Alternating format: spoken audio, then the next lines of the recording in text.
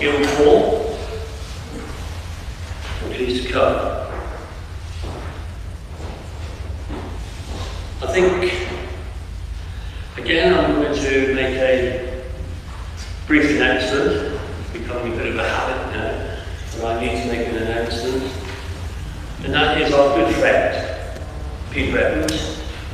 I have to tell you, he's currently in hospital. He was taken in just at the end of last week. I'm in contact with Glenn, his son. He's the only person allowed to see him at the moment. He's a bit down in the dumps, and we're doing a little recording for you, Pete. If they've got your iPad into you and you've just got nothing else better to do than to watch us. But I think he's our good friend of all political parties. I think they will all share that with me. We'll get some more updates on how he's progressing. He is poorly, but we wish him very, very well. Pete, if you are managing to watch it, we're okay. Please, we want to see you soon, and to obviously to his family, which is very strong. We wish them all the very, very best at this time. We're all looking forward to seeing Peter as soon as we can. So I'll leave that there. And I'll now go to apologies. I don't think we've got any this evening. No apologies, Chair. No, probably not. Minutes of the meeting on the 7th of September. Are you agree that I sign those as a true record? Yeah. Any declarations of interest? Item 3 there, you want to say. Item 4 is the exclusion of the press and the public. And we do have 2 issues under part 2, which will be item 13 and item 14, and we will pass the appropriate resolution at the time to exclude the public. Okay. Number 5 is questions from the public. We've got no questions being asked at this moment in time, and so that takes us immediately on to item 6 of your agenda, and this is the Northbrook Park update. There's a recommendation, or 2 recommendations, and I'll ask Councillor Harvey to read the recommendation, and then over to you, David Barton, to talk to the item. Councillor Harvey. Thank you, Chair. So the recommendations are 1, that the Executive note the result of the public consultation, and 2, approve in principle the next steps set out in this report for further developing the proposals for Northbrook Park, subject to a detailed proposal of the Executive and a future date. Okay. Thank you, David. David Barton, would you like to talk to your paper, please? Okay, thank you, Chair. So I think Northbrook occupies this really strategic location, so it's a linchpin between 2 of our most important green spaces, which is Riverside Valley Park and Local Valley Park. So for me, this is crucial for the development of the city and the linking of those 2 green spaces. It's a really important part of the city, and I think it's only right that the residents have had their say and it's a good opportunity to shape proposals for the future. I would like to hand over to Peter Burgess of the Wildlife Trust, who's going to give us a short presentation on the summary of the results and our proposals for the future. Thank you. Right, it's all yours. Thank you, Chair. Thanks everyone for giving me the opportunity to present to you this evening. And I should turn the microphone on. It's going to be a bit of a game of 2 parts actually. I thought I'd just take the opportunity to provide a bit of an update on the Valley Parks. It's now been about 2.5 years since the Wildlife Trust has taken on the lease of the countryside sites. So I'll do that briefly and then talk about the consultation around the Northbrook itself and Northbrook Park and the consultation. To say that the last 18 months has been turbulent is quite an understatement, but that's represented 2/3 of the time that the Wildlife Trust has had the lease on Valley Parks. Something that we've recognised is just how critical these green spaces have been for everyone during this period. Lots of people have found parks for the first time, they've explored them, they're places for quiet relaxation, to rewind, to recharge. We've had lots of people contacting us now through the City Council also, just how critical they are. The green lungs of the city, and I don't think that many other cities have got that sort of quality of green infrastructure resource. So they've been a real feature of people's lives and more striking than in the past. Let's see if this works.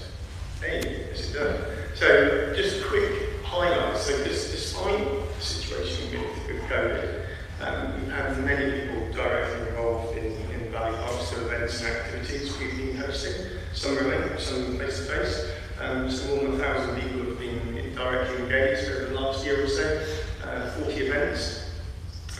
We've worked and supported a volunteer ranger team, so 12 volunteer rangers have been inducted.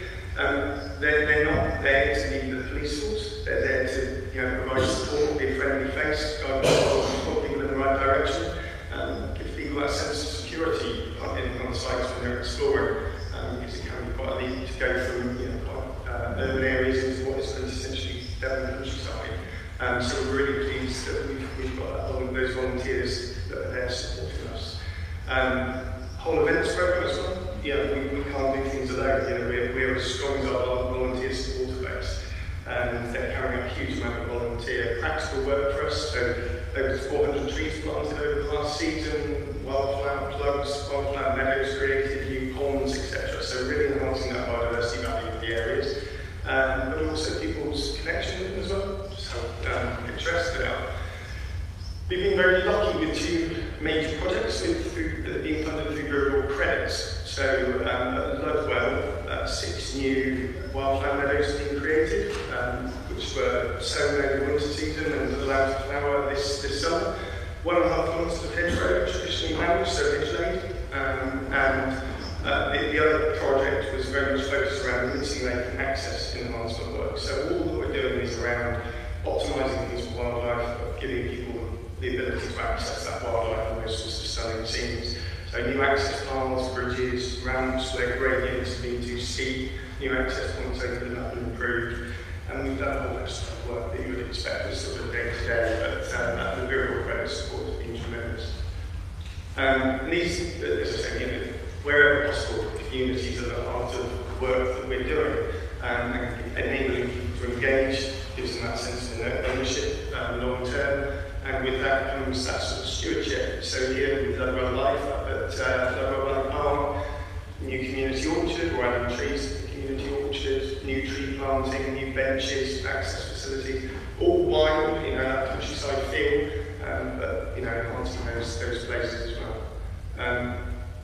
So a little bit of that. And looking at Ludwell on the left there, new wildflower meadows, there's a great scene of a hedgerow which has just been laid coming into leaf. New access routes, and it's sometimes just the most basic things that you've got to get right. People's experience on countryside sites, they're coming out and they've got muddy shoes because they can't get through a gateway. Just simple setting up of gateways, things like that does just enhance the visitor experience. So lots been done despite COVID, and actually the level of support that we've got from the communities has been tremendous. So really positive. And I want to move on to the second part of the presentation, and that's really focusing on, as Dave introduced well, it's connecting the feature and the landscape, and it's almost moving towards us looking at Riverside and Ludwell together because of the connecting feature that the Northbrook Park itself presents.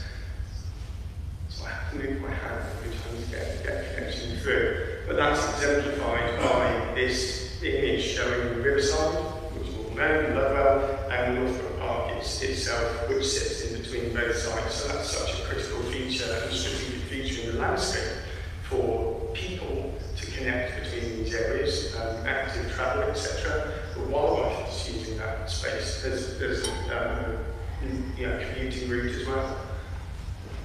And because of its vast land use, as a golf course, it's already got a lot of those features which are actually really quite stunning. You've got undulating landscape. When you get to the top of Northbrook itself, sort of referred to in shorthand, you've got quite commanding views out across towards Manor End and Holden Ridge. There is water there as well. You've got the Northbrook itself, which flows through the sun, and that adds a lot of wildlife interest, and there's great public access. So, as a site already, it is a place that people have found. They've started to explore now that the golf course has ceased, and people have started to visit in high numbers. So that was really the stage at which we thought, working in partner with the City Council and what I introduced previously, was, well, let's develop a vision about the future of this area, what it could become, what the opportunities are, and see what the residents best feel about that. So we presented something around there being a wildlife arboretum, so something that's not formal, many more trees, really mature trees, interspersed with spring bulbs, wildflower meadows, networks of paths, not metal, but just nice access paths across the site. On the top slopes, perhaps a community orchard, somewhere people can harvest fruit during the autumn season like that now. Looking towards the stream, and the Northbrook, the Panniers is locally known, something that's much wilder, much healthier. Unfortunately, it does struggle because it's taking on a lot of issues and problems from within an urban area. So there's combined sewer overflows, which do flow into the Northbrook, and it's also got an urban catchment and capped landfill tip within its catchment area. We've just got funding from the Environment Agency now to look at the feasibility of enhancing that whole Northbrook stream itself and making it more wilder, more healthy. So that's being incorporated into the vision here. Really focusing on that linkage that this provides, which we've talked about. It's a really strategically important location in the landscape. But at the heart of this is about communities. It's about how the communities have that sense of ownership and are empowered to make decisions about the future and decide and get involved. And then taking that step on, how can we enhance it as a hub for learning and various different activities. So we developed a vision which was unanimously supported by councillors, and then with the City Council we launched the consultation earlier this year, and it had a really overwhelming support. To have 755 responses over a 5 or 6 hectare site is huge, and the bottom line statistic, all of these figures here, but 96% of all respondents fully supported the vision, which is overwhelming. And what was really interesting was what people were placing emphasis on, what really drove them around their thoughts around the future of this place. So if you look in the past, on the left-hand column there is the situation now and what they're looking toward in the future. So people were visiting at the current time just for walks, for views, for tranquility. It's that green space that they were after. And that would increase to 92% in the future. That's what people were focusing their interests around. Actively moving through the site, using as commuting routes, active travel was very high. 2/3 of respondents there. One of the really interesting statistics here is 30% or so visit now for wildlife, and 78% would do in the future if we were able to realise the vision for the area. And then the consultations looked at various different themes, and we've clubbed those really for the purposes of this presentation around wildlife activities, access, etc. And I'll just highlight a few of the statistics which are in here. All of those statistics around wildlife are very high. People are looking at how special it would be to have more trees, more wildflower meadows. Interestingly, a high percentage of people really wanted the Northbrook to be a healthier and more wildlife-rich space, so to clean up the Northbrook stream. And that green space in the corridors ideas really chimes with people as well. In terms of activities around natural play, spaces for schools, all of those were supported. But just draw your attention to the sort of second half on that right-hand column. 45% of those 755 people that responded said they would be keen to volunteer to support the management of the site. So it's a like overwhelming percentage. Lots were very keen on community activities and focal points for social gathering. So, you know, about walking, tranquility, having those views, a space to unwind really came out very strongly. Yeah, the area is a little bit difficult in terms of access. It is undulating, it's quite steep in places, and it's quite wet in others. So improving access was key, but to do so in a way which is in keeping with the environment. So I referred to earlier, you know, we want to look at nettling paths, tarmac surfacing, more around what's in keeping with the surroundings. The connections across Oxford Road were very important for people, so that we can link up Northbrook and Riverside for a whole range of different activities, whether that's cycling or walking, etc. Then looking at a wider landscape, you know, people wanting good paths, places to sit, places to unwind, access to the water, spaces for children, you know, safe spaces for children to be playing. Lower numbers wanted that, I suppose, more that formal activity like marked walking or run routes. But overall, and I'll sort of stress it again, peace and tranquility came out high, and 98% said wildlife haven is very important. Overall, very important or important. There's a slight contradiction in here as well, is that when we did ask the question about dogs, you know, whether people wish to see areas for dogs or more access for people to walk their dogs, or whether there would be restrictions, and 43% said they wished there to be places to exercise their dogs, and 58% said they wanted more places with dog restrictions. So there lies the challenge, as it is with all these issues around access and potential conflicts. Again, that's about careful management and engagement to help solve those sorts of issues. So hopefully that's just given a bit of a summary of the consultation itself. We'll be fully reporting on that in the near future, so all of those results will be available to everyone. We're now moving into thinking about the next steps. So given that level of support that's been secured, we need to think more about the planning, implementation and funding of the proposals that we have identified, the visions we've identified. Critical that communities are part of this, that it's co-creation with communities. We're able to improve access, optimise for wildlife, but that people are part of that.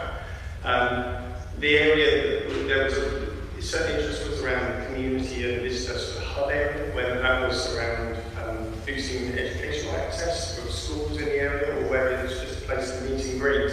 That's something that we want to look at, test, and ensure that it adds value to other programmes and other opportunities for sort of, let's say, cafes or other facilities in the wider area. And yeah, key thing is working with a whole range of partners, other stakeholders, friends of groups, communities, to ensure this provides as much as possible for the communities and the sorts of things that have been identified. And obviously in line with Liverpool, Exeter and the Northbrook Stream project that we've highlighted just earlier. So that was a bit of a whistle-stop tour, but I'm very happy to take any questions. Okay, thank you very much, that's good. Just a question or clarification from the contribution of the minutes. So David, do you want any question? Okay, yeah, right. Okay, anybody question? Yeah, sorry. Hang on. Councillor Wood. Thank you, Chair. My portfolio includes a move, which is a social movement working towards healthier and more active city. And I noticed, there's some great feedback in there, 67% of those who engage with the consultation or can cycle in there, etc. But I think part of the Green Circle goes through this area, is that right? And are you working with the Green Circle team to kind of encapsulate and ensure the Green Circle is fully? Yeah, absolutely. But I think adding to that is sort of stop-off locations on the Green Circle. So your places like the Northbrook, places like Northbrook, Riverside, etc. You know, there are sort of small circular walks that can spin off from the green circle. So yeah, absolutely, but I can reinforce the status of the green circle by having these additional opportunities that people can visit on the route. So yeah, integrating the two is key. Thank you. Councillor Wright, I'll come to you at the end. Councillor Wright. Thanks, Chair. This is absolutely fabulous, I think. But my question is, as part of the costs solicited tree and orchard planting, is there any way that you could perhaps do a crowdfunding type of thing where people could buy a tree? I know that that's something I would love to do as birthday presents for people or to remember people buying, but I'm just not sure how to go about it or where to go about it. So this looks like an opportunity that perhaps to do that. Absolutely, yeah. Those sorts of opportunities for crowdfunding, for appeals, is something the Wildlife Trust does quite frequently, and this sort of location would be perfect for that sort of fundraising approach. Having a wider package, I think, of options available there would be great, and it'd be great if that could be used then to dematch funding, other funding streams as well, be that grants or 106 sources. So, yeah. Okay, thank you. Any other? Councillor Bissay. Thank you, Chair. First of all, thank you very much for a very, very interesting presentation. Really heartening to see how many people have answered your survey and how many people are well with you on this vision. So, yeah, congratulations for that. My question is about, you talked about connecting Global Valley with Northbrook across a very busy road. Any ideas how you're going to do this? Thank you. Yeah, there is truck lights and pedestrian crossing there currently, and the connections through to the Tottenham Road side of the Northbrook Park are really strong. So actually it's a space of 20 or so metres of resurfacing that will enable access directly into the site. So quite straightforward. People have put forward ideas about potentially green bridges, which I would love if anyone's willing to vote that. But the connections there are quite strong already. I think the improvements can be made at the Pelican Crossing and just making it more attractive and more open, to attract people in. Interestingly, one of the responses there was very low levels of interest and support around car parking. So people's focus was around walking into the site, cycling into the area. But if that car park can be enhanced for those that are less mobile, I think that would be fantastic. Okay, thank you. There's no further questions from members. I've got a question from Councillor Moore. Councillor Moore.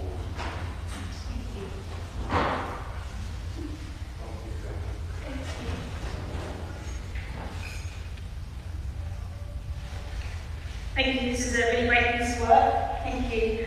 And it's really exciting to see the community after their hard work to campaign for this site and engage with it, and it's obviously going to be clear environmental improvements. So I'm just wondering, in light of the net zero goal for 2030, whether something that's planned is to look at how the carbon emissions from this project and into the future can reduce and can be calculated, and looking at how they can reduce or sequester carbon through this project. So I'm just wondering if commitment to that sort of activity would enhance the project.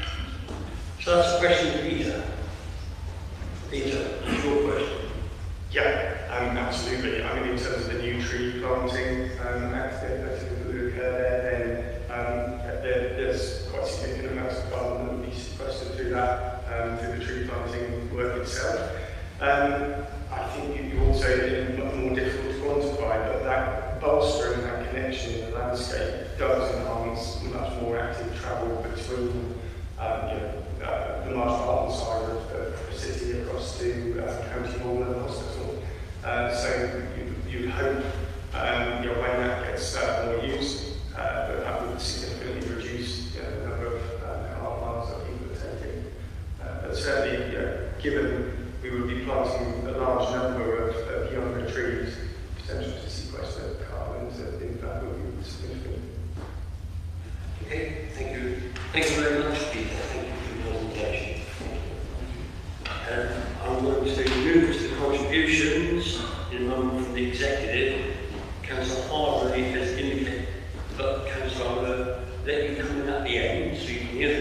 conditions and then pull everything together. Is that okay? Because it's yours.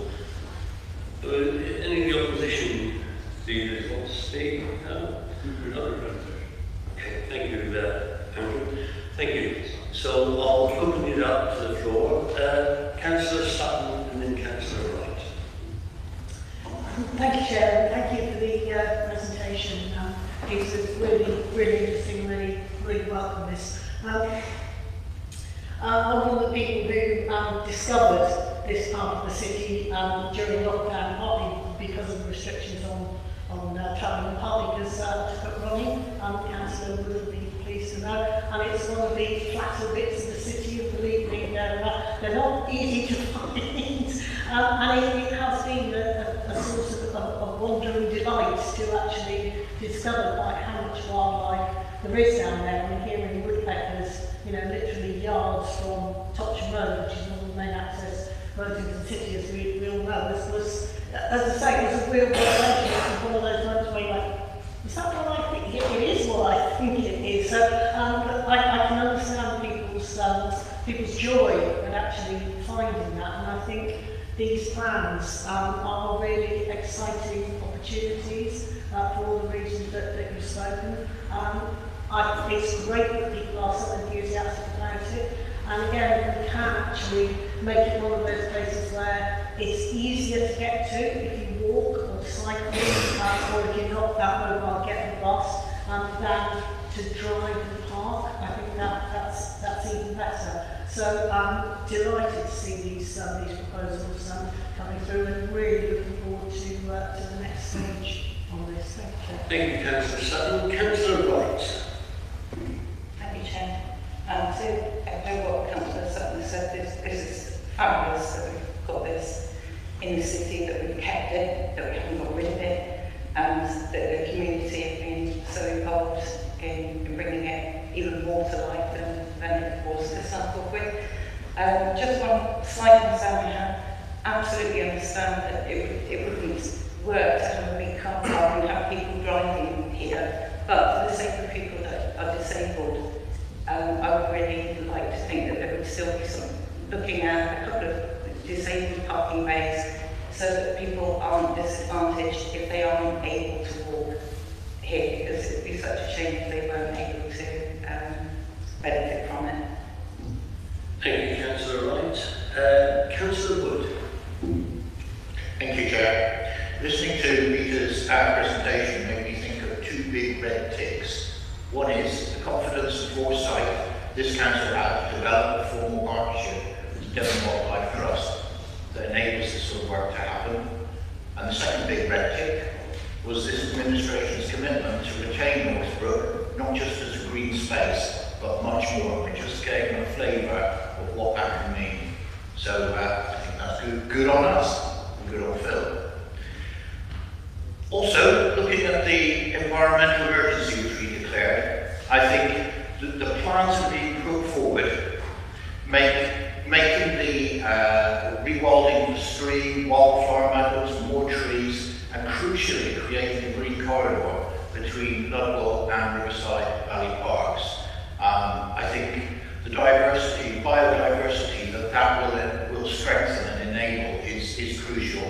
Of course, the 0-20-30 is very much in our crosshairs, but backing that up, we have to look after the environment. And as Devon Wildlife Trust has proven in the other valley parks, it can be done, and it can also be a welcoming, refreshing leisure facility. And I can see that the same is going to happen with this one, where it's going to be a green treasure for the city, looking after our health, helping towards reaching 2030, but also a lovely place to go. So that's the forward to this one. Thank you, Councillor Wood. Before I bring in Councillor Harvey, David Bartram, I know you handed over to Peter. Are you content so far? Yeah, thank you, Chair. I think Peter's explained our proposals very well. I think he set out the vision perfectly. We need to work out the next steps in terms of the design and the more detailed costings, and we'll bring that back to this committee. But you can see the ambition for the site. Thank you. Thank you very much, Daisy, and thank you for your work. Councillor Harvey.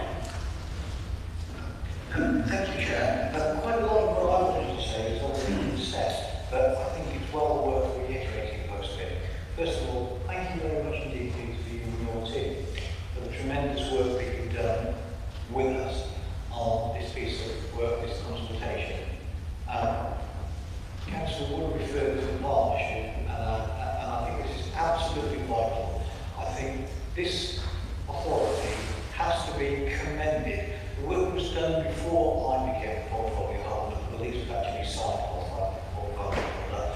And I think the vision, the all-encompassing vision, and the involvement of the community, allied to the technical and volunteering concepts that Peter and his team have brought with us. I've actually planted some trees, I've volunteered planted some trees.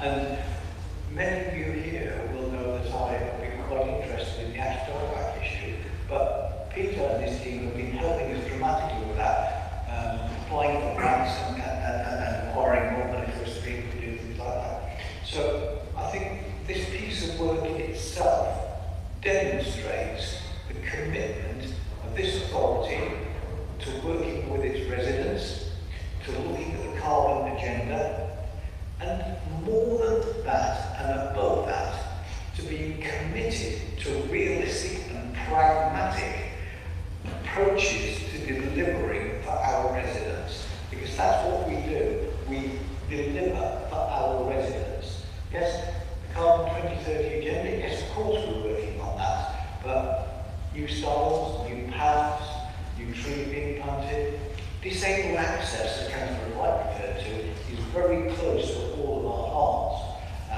Some of these styles and gates are specifically designed that wheelchairs can access through and so on, and all those sorts of things. The issue about car parking, particularly here, is a very live one, and how are we going to deal with that? But I suspect we can work through, for example, blue badge holders loading and so on and so forth. There are techniques that we can adopt that mean that people won't be driving from everywhere to get here, and we can do those sort of things. Very pleased to be able to bring this forward, and just hope that we will be able to find the funds to deliver the improvements and the upgrades that the people of Exeter are asked for here. Thank you. Thank you, Councillor Harvey. And just before we move to the vote on recommendations, I would like to say that right at the start of this administration, I met with the people in that County Square area. I assured them we weren't going to build on it. I assured people who were asking me we were going to consult properly, and I believe we've done that, and we've carried all that. And I like it on page 17 where it says the strongest messages from the survey and workshops combined were that people supported the vision, prioritised wildlife, and wanted Northbrook Park to remain a tranquil place. So I'm very pleased with that statement. I'm glad the public have come up with that overwhelmingly, and that is this group delivering on our promise on what we do. I'm sorry it took 2.5 years. It takes time, but we got there in the end. So I am proud of what we've done on this situation, amongst other things. So I'll move the two recommendations which are on the board. So I'll move them from the chair. I'll have a seconder. Seconded. All those in favour? That is unanimous vote in favour, Chair. Okay, thank you very much. And now we move on to item 7, which is the government consultation on giving police and crime commissioners the great powers of competence. And here there is a recommendation that we recommend approval of the response and consultation. And I'll hand over to the Chief Executive, Kareem. Just to follow what you said in the introduction, the power of competence was given to local government in 2011, which is very helpful to us because effectively it meant we could do anything an individual could do unless the law prohibited it. Which means it takes away a lot of the doubt about whether you can do something or not do something. And with the police and crime commissioners, one of the issues for us is how do we get them engaged in prevention? How do we get them to do things that for us would help with the objectives that they've been set up to achieve, but equally things that are just a little bit removed from that, but from the point of view of the place shaping again for our local authorities would be helpful. And that would also, for example, allow them to play a part in things like regeneration, where they've got assets and they want to use those assets for the sake of the place shaping agenda to perhaps get a commercial income. The fire services already have a functional power of competence. This would be wider than that. So it wouldn't have to relate directly to the police prevention, so the police crime statute function, it gives them a bit more latitude to do things. So from our experience, it's been very helpful, and the recommendation is to support, which is set out on page 42 to 44, very briefly, the proposal to give police and crime commissioners that power of competence. Okay, thank you, Kareem. I see no hands up over there, so I will now open it up for any contributions from the floor. Questions of the Chief Exec on this one? No? Okay, Kareem. So we've got the recommendation on there that we approve this. So I'll move that from the chair. Seconded. All those in favour? I unanimous vote in favour of the recommendation. Thank you, Mark. And so we'll move on to item 8, which is the overview of General Fund Revenue Budget 21-22 for the first quarter. And you'll see there's 4 recommendations before you on the wall. And I'll ask David Hodgson to talk to this paper. David. Thank you, Chair. This is the first quarter budget monitoring report for the General Fund. I think it's important to say that whilst at section 8.1 it looks like a relatively small move in the General Fund working balance, it's fair to say it masks some quite significant variations. I think this goes back to the decisive action you took last year when the pandemic struck and we took an emergency budget, and that's enabled us to be in quite a strong position once the government provided support to local authorities in terms of funding to offset some of the losses we were suffering as a result of the pandemic. Decisions were made and that enabled us to bolster our reserves to protect against an expectation that income would be lower again in this financial year as we still contend with the pandemic and some of the lockdowns that have occurred. So, whilst the overall movement in the General Fund balance is quite low, as projected, our car park income is projected to be 2 million lower than we budgeted for. Markets and halls is lower, the foreign exchange will be lower. Other visitor facilities will be lower than projected, and sport and leisure, the leisure centres continue to face challenges in terms of the projected income. So the positive news is we set aside money to address that. Of the £4 million we've set aside, we're currently projecting around £2.5 million of that will be required. That will be continued to be monitored over the rest of the financial year. In terms of the rest of the report, 2 key areas. Supplementary budgets. There's a range of supplementary budgets being requested. The vast majority are simply grant that we have received from government and others, and this is seeking your approval to spend that money. There is one that will impact on the General Fund working balance, and that is to request a reduction in the commercial property income of £22,500 to reflect the fact that the property in question has been converted into a ticket office for the Corn Exchange, and we don't charge ourselves for rent.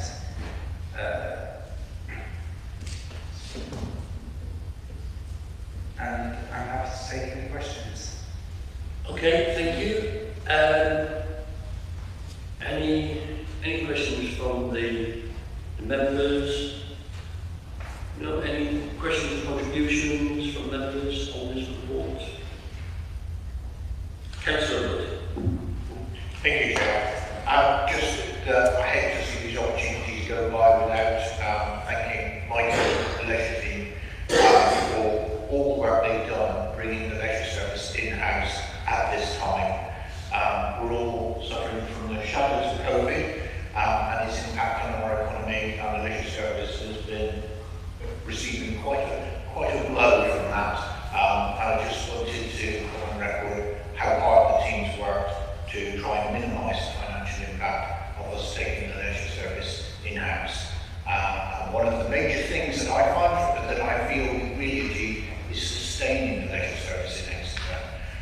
a brave decision made by this council to bring the leisure service in-house, and that has caused us problems, but it's so worth it, and we're working really hard to bring things back.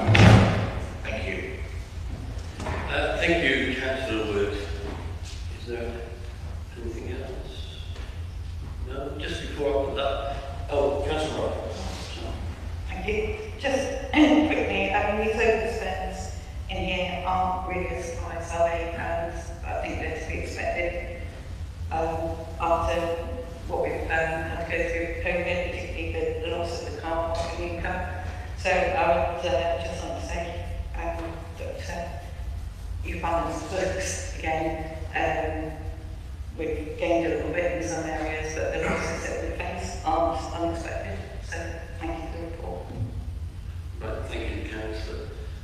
Just to say before I move the recommendations, particularly in relation to the leisure services bringing it in-house, what would have we done if COVID was... I don't know, but in the words of Macmillan, and it's a gender thing, but he did say, events, dear boy, events. And who knows what the events are, we deal with them as they come. And as long as we've got a good team of officers guiding us, I think we'll be all right with those events. So on that point, I'll just move the recommendations. There we are. I'll move them formally from the chair. Seconded, Chair. All those in favour? That's unanimous vote in favour of the recommendations, Chair, and they have been carried. Thank you.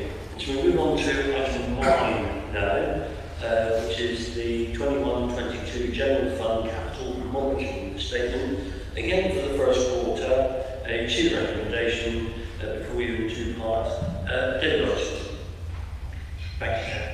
In terms of the capital programme, members should note that the revised General Fund Capital Programme now stands at £67.5 million, of which £5 million has been spent during the first 3 months of the year. So that's about 7% of the revised programme, and looks low, but there's some significant issues that members need to be aware of that's causing the low spend. So in terms of the capital programme, we're now forecasting that 51.9 million will be spent with 15 million deferred, and that relates to some of the challenges, particularly in the construction industry at the moment. So getting schemes underway, getting sufficient labour to deliver those schemes, the materials, prices are increasing significantly, and this means that it's to be expected that the capital programme will be delayed more than usual. And there's every likelihood that in some specific projects there will need to be requests back to council for additional funds when necessary. So it's a difficult situation at the moment, particularly in construction, and members need to be aware of that. In terms of the rest of the report, you'll note the number of schemes that are being proposed for deferral. There's one additional request for funding, and that's in respect of IT. So a couple of years ago we invested significantly in providing laptops to officers, and a number of years before that in iPads to members, and these things need replacing from time to time. So we're simply proposing a capital programme so we can replace those items. It will be funded from capital receipts, so no impact on borrowing, and you'll be pleased to know that the first thing that will be purchased will be replacement iPads for members. I'm happy to take any questions. Thank you, David, on that. And we know your, if not warnings, your reservations about some costings coming up. But of course, consequences of taking back control. And that's what we're doing. This is the price we pay for it to be better in the future. That's what I've been told this week anyway. And just to say, because I hear it from the St Thomas councillors, the Princess Gardens Gatehouse is being dealt with, but it just goes to show how difficult that is, curing all of that at that time. It just goes to show how difficult it is out there. So I don't know if we've got any more questions or contributions on this report. No? Okay. You must come in at the start, Diane. I'll let you on this slide, please. Pick your hand up when the item starts before I go to the members. So I'll make it, don't worry. But just, you know, I like an order in things. Okay? Thank you. Councillor Moore.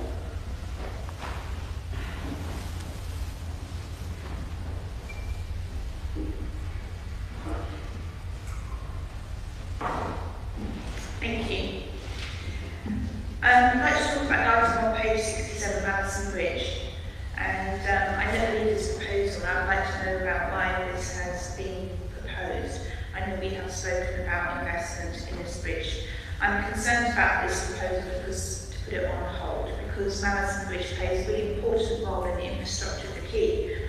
And it's the one route on the bridge, and has caused great pressure on the narrow alleyway, and causing conflict between pedestrians, cyclists, mobility scooters and all the rest of it, and particularly with access to the restaurant over the summer, has not helped, and there's considerable antisocial behaviour in the area.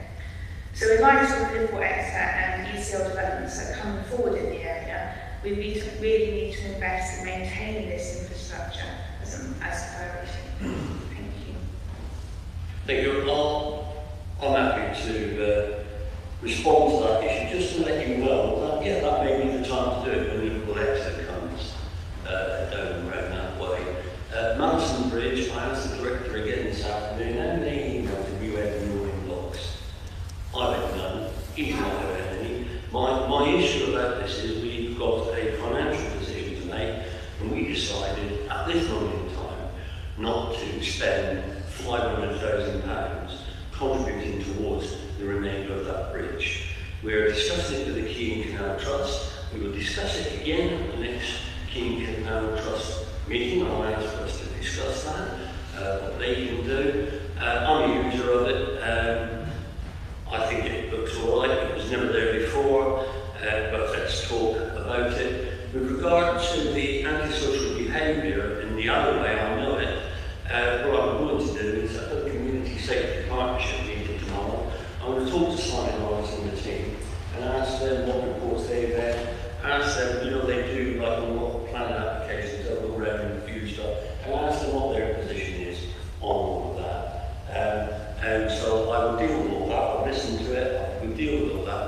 But I've got to say, we've got decisions to make in this council.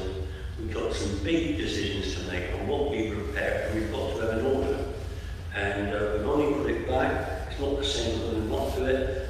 We're going to do exactly what I've just said. We're going to talk to the Quay and Canal Trust, we're going to talk to the police, safety people about the consequences of it all down there. And I think that is the appropriate way at the moment. So, move on. Any more contributions? Councillor Williams. Thank you, Chair. I just wanted to draw people's attention to the achievement in 8.6 under the next step accommodation programme, property acquisition, where we completed 2 further one-bedroom flats this financial year to add to the 9 from last year. I was just to flag up the amount of effort we have to put into these sorts of acquisitions.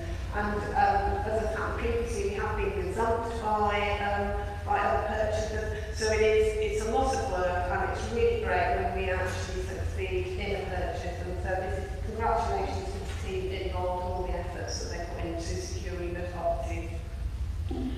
Thank you, Councillor Williams. I feel sure those messages will get back to the team. And indeed, these are the issues that we should be talking about. Is there any other contribution from members? No? Okay. Then I'll put the recommendations formally to the floor. So moved.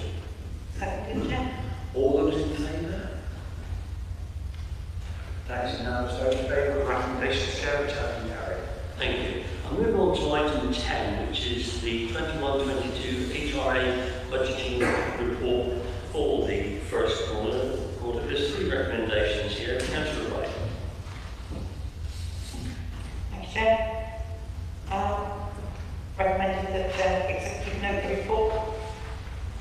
HRA forecast, financial position for 2021 and 22 financial year, and revision of the HRA capital programme to reflect the reported variations detailed in Appendix 4. Not sure I got that right, David. Did I miss anything out? So, David, do you need to speak to the report? Just want to say two things. One, I'm pleased to say that it's broadly on track, the HRA at the moment. The second thing is, whilst it's on track, I feel there's potentially the capital programme issues that we've just been discussing for the general fund will significantly impact also on the HRA, predominantly construction, as you can imagine, and therefore it is likely over the course of the year that there will be deferrals within the capital programme which perhaps aren't coming through yet, but it's a risk that members should be aware of. Thank you, David. Are there any contributions from the floor for David or no? Okay, I'll move those recommendations from the floor. So moved. Seconded, Chair. All those in favour? That's unanimous vote in favour of the recommendation. Carried. So we move on to agenda item 11, review of the council's governance arrangements, and I'm going to ask Councillor Wright to praise the recommendations. Thank you, Chair. On the intent to Tracy, I think the main headline out of this is that the request is made to change to be able to give the opposition a chance to ask a question at executive without giving notice, although we ask that they would give notice possibly by 10 AM on the morning of the meeting. I'm trying to ask Tracy, sorry, because there's such a lot in here, I'm trying to think, what is the headline? There's one here. So that would be a move forward for a change in our governance. And there's also some recommendations there about how we manage the petition scheme. Was that enough of a praise? I think that John, give us the main bits that we need to chew. Thank you, Leader. This is if you'll know, this is the third review of the governance arrangements which were introduced in October 2019. And bearing in mind the last 18 months we've been through the review, which should have happened 12 months after the introduction, has now been undertaken. It was a cross-party group that undertook the review, and the headline factors are, as the Deputy Leader has announced, that Standing Order 44 will be clarified so as to allow members who are not members of the committees to ask questions at those meetings, including meetings of the executive, the opposition leaders, or any members that give due notice, or the opposition leaders don't need to do so. The petition scheme to be amended for clarification purposes again. At the moment it says that petition signatories need to work, live, or go to leisure in Exeter. Live, work, or study in Exeter. That's difficult in the current way to identify those. So we're asking for a simple tick box to be introduced in the petition scheme so that the petition signatures can tick that to say which of those criteria they meet, and those that do not will then not be considered eligible. We're also extending the Constitution to make it clear that the portfolio holders are executive members and vice versa. Executive members are portfolio holders or could be, because there is some confusion within the Constitution to that effect. And finally, it was also reinforcing the role of scrutiny within the Constitution, so that there is a role for scrutiny, which we all know about, that there is making maximum resources available for it, and then enhancing that within the members' portal on the website itself, so everything to do with scrutiny is in one place, easily identifiable, including the new pro forma that has been brought forward for identification of potential scrutiny items. We will undertake a review of the Council's membership on outside bodies as well, so as to ensure that they are still applicable, and where appropriate, then we are still a member of them. And it's also a so as to ensure that the governance arrangements are up to date as possible. At least an annual meeting of the governance review board will be undertaken. There is greater detail within the report itself, and I'm more than happy to take any questions. Thank you. Thank you for opening up to the floor. I hear anything from the side there. No? You may want to get some information. I'm quite happy to share information with you until this goes through council. If you want to, no, okay, fine. Right, from open to the floor, I should come in at the end. Laura. So anybody else wishing to make a contribution? No? Okay, Councillor Ryan. Thank you. I won't take long, but I just want to say that this has been a working process since 2019 when it was really changed, and recently the group that's been meeting to make improvements to the Constitution has been a cross-party group, so I just want to make sure that everybody is aware of that we've been working cross-party to get to this agreement, and everybody in that group agreed with these proposals that we made. Thank you, Chairman. Well, thank you, Councillor. That's the recommendations before you. I'll move them from the chair. I will second the chair. All those in favour? Unanimous vote in favour of the recommendation, Chair. Thank you very much. And now we'll move on to the amendment of the scheme of delegation, and there's one recommendation here. Right, can I go straight to John? John, can you please tell us? Thank you, Leader. This is the annual review of the Officers' Scheme of Delegation, which is basically the powers and duties that we all are responsible for in our day-to-day operation of our areas. I can assure members that there are no additional responsibilities being given to officers on this occasion. It is simply a tidying up of officers' titles and responsibilities within the areas concerned.